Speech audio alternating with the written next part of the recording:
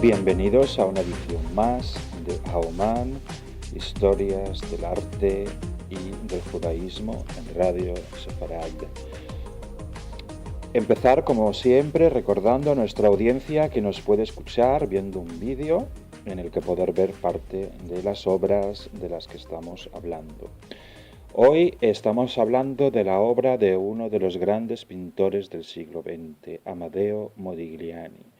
Si en la edición anterior estuvimos hablando de las exposiciones que se estaban celebrando en el mundo en torno a Chagall, pintor askenazí, hoy vamos a hacernos eco de una gran exposición que se está celebrando en torno a la figura de un pintor italiano sefardí, Amadeo Modigliani. Una exposición inaugurada el 16 de marzo en el Palacio Ducal de Génova, ni más ni menos. Ya solamente el edificio, que es del siglo XII, ya merece la pena. Bueno, esta exposición está dedicada al análisis de la breve pero intensa obra pictórica de Modigliani. Pictórica y escultórica, porque Modigliani se consideraba a sí mismo más escultor que pintor. Y de hecho, entre los años 1907 y 1914, Modigliani apenas pintó. Se concentró en la escultura después de haber conocido al mayor escultor del siglo XX en Occidente, Brancusi. Esta exposición ha sido posible por la contribución de varias instituciones internacionales como el Museo de la Orangerie en París, el Museo Nacional de Picasso también en París, o el Fitzwilliam en Cambridge y la Pinacoteca de Brera. También, por supuesto, como viene siendo habitual en estos casos, por el préstamo de colecciones privadas, tanto europeas como norteamericanas. Este análisis de la obra de Modigliani está sostenido sobre tres pilares importantes. Uno, por supuesto, la contemplación directa de las obras, pero también a través de otros dos pilares mucho más didáctico-críticos. Uno, un laboratorio conducido por escenógrafos e ilustradores que tienen una función claramente docente hacia los estudiantes que se quieren acercar al aspecto creativo y multidisciplinar de la poética de Modigliani. Y, por último, tenemos una serie de ponencias que van a tratar varios temas que son muy del gusto del gran público cuando se habla de Modigliani. Por un lado, Modigliani y los antiguos, que pretende analizar y dar a conocer la influencia de la pintura renacentista en Modigliani. Él está muy influenciado por Tiziano y por Botticelli. También vamos a ver ponencias que tienen que ver sobre el París de Modigliani en la Belle Époque, que para Modigliani los felices años 20 no son ni 20 ni felices, porque fueron muy pocos y bastante desgraciados. Otro tema del que se va a hablar en estas ponencias serán los escandalosos desnudos de su obra, porque, por ejemplo, la primera exposición que Modigliani hizo en París estuvo abierta nada más que 2 horas porque fue cerrada por la policía bajo la acusación de indecencia. No sabemos muy bien si los desnudos de la historia de la pintura anterior eran indecentes, pero bueno, los de Modigliani no pasaron la censura pública. También se tratará de las mujeres, de un pintor maldito, porque Modigliani tenía un gran ascendente sobre las mujeres y las mujeres sobre él, también hay que decirlo. Y esto, aunque parezca una superficialidad, va mucho más allá del mero cotilleo sentimental, ya que influye directamente en la obra y son aspectos que tenemos que conocer. En una obra donde el autor se involucra tanto de sí mismo en la obra, tenemos que conocer este tipo de datos para poder comprenderlo. Por supuesto, una exposición de esta categoría cuenta con un gran aparato de merchandising, con bolsos, cartapacios, fruslerías estéticas y, claro, un gran catálogo que reúne una serie de láminas fabulosamente editadas para la contemplación de las obras que cuelgan desde las paredes del Palacio Ducal de Génova. Modigliani había nacido en el verano de 1884, unos pocos años antes que su colega Marc Chagall, y lo había hecho en Livorno, el puerto franco de la Toscana, donde tradicionalmente se habían ido asentando muchas familias judías, porque en Livorno había sido declarado puerto franco y la diáspora hispanolusa, sefardita, había llegado a esta parte del norte de Italia desde hacía ya siglos.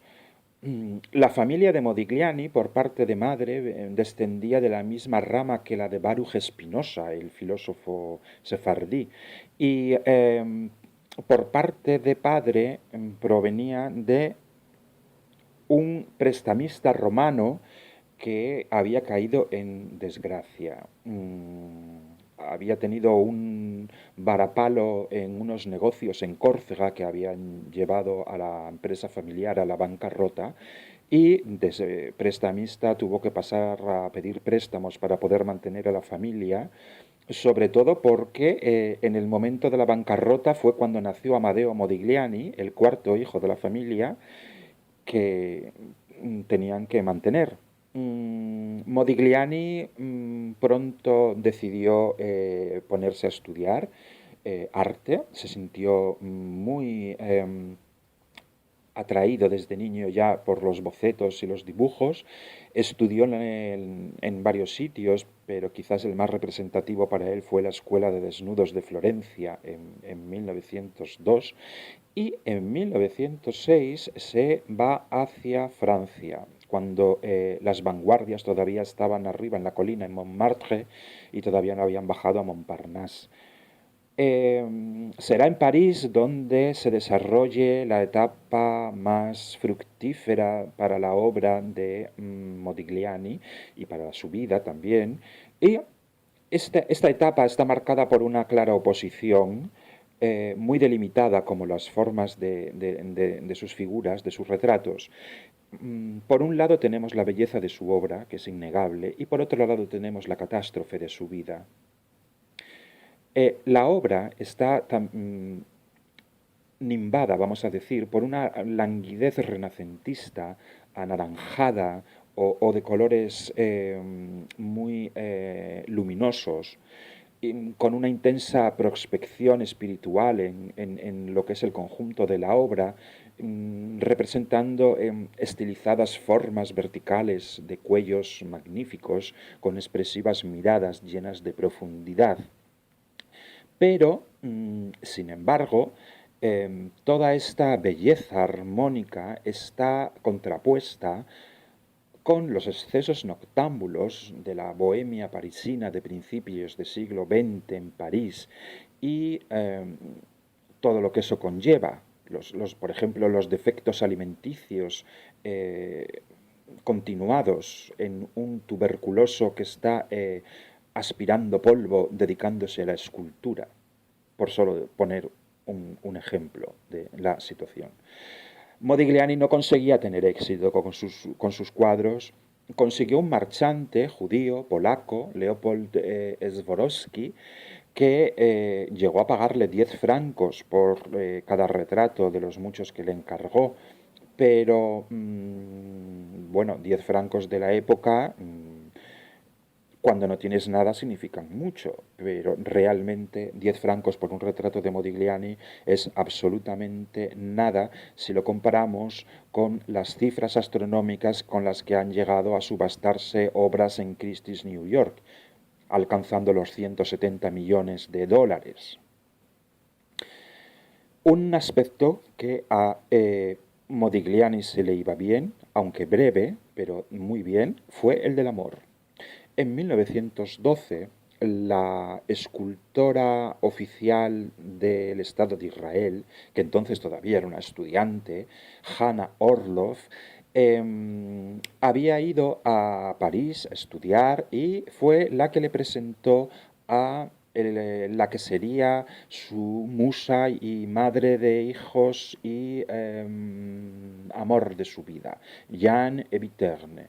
Esta chica, muy joven, hija de una familia catoliquísima, tenía grandes problemas con su familia por las relaciones que mantenía con Modigliani. La familia consideraba que su hija no era merecedora de tal desgracia de tener que vivir una vida al lado de una persona a la que calificaba un poco más que de la personificación de la depravación por su vida disoluta en el París de los años 20.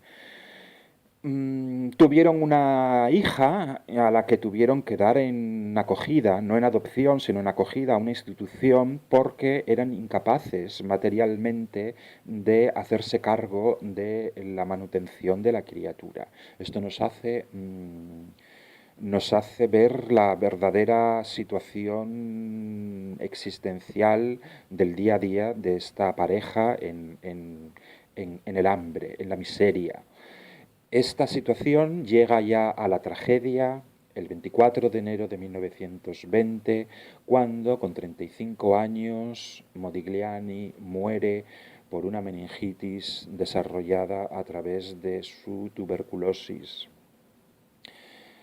Ella, Jeanne, al día siguiente, embarazada de 9 meses y con 21 años de edad, saltó por la ventana de un quinto piso.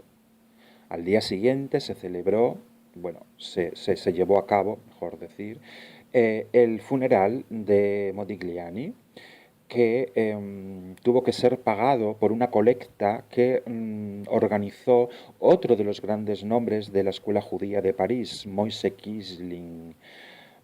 El funeral de Modigliani fue espectacular, con una gran cantidad de amigos, de artistas, de modelos. El de Jeanne fue totalmente secreto y no asistió nada más que sus padres. No obstante, en el año de 1927, los restos de Jeanne, que estaban en un cementerio a las afueras de París, fueron depositados en la misma tumba de su amor, Modi, en el cementerio del Père Lachaise. Lo único que nos queda es, después de esta desgracia, de haber perdido a los 35 años, en el momento más vital de su carrera, a un gran pintor que podía haber seguido desarrollando su obra de una manera maravillosa, lo único que nos queda, decía, es poder contemplar sus cuadros en este tipo de grandes exposiciones como la del Palacio Ducal de Génova, que estará abierta hasta el día 16 de julio de este mismo año. Bueno, esto ha sido todo por hoy en Aoman, historias del arte y del judaísmo en Radio Sefarad. Esperemos que la próxima semana nos encontramos en este mismo espacio con otra misma historia.